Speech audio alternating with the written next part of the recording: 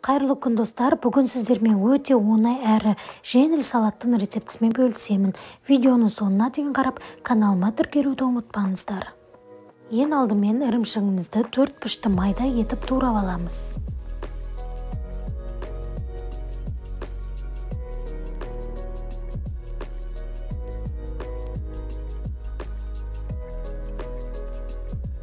Қызылшамызды дәл ірімшіктің формасымен бірдей етіп турап аламыз.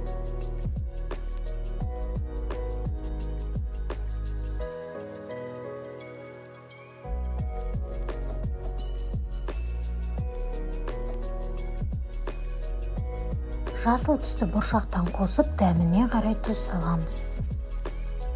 Майонезімізді салып, жақсылап араластырамыз.